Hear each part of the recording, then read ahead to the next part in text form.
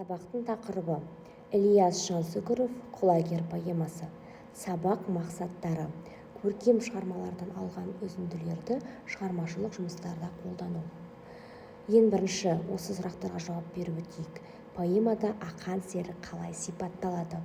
Ол неліктен елден жырақта оңаша жүрді? Сағынайдың астына қандай өңірдің адамдар жиналды? Тіл асау мінез қылығынан аттанып кетпеді ме азған пері деген жолдарды қалай түсінесің?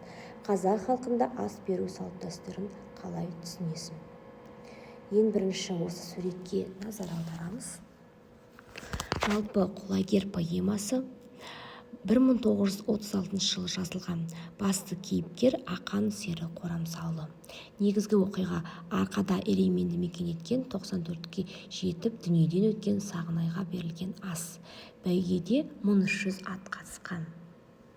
Бірінші тапсырма: көркем шығармалардан алған үзінділерді пайдалана отырып, кейіпкерлерге ақан сері немесе құлагерге сипаттама жазыңыз. Бірінші үзінді. Келесі екінші үзінді. Осы екі үзінді бойынша тапсырма орындаймыз. Екінші тапсырма: берілген 3 тапсырманың бірін таңдап, шығармашылық жұмыс орындаңыз.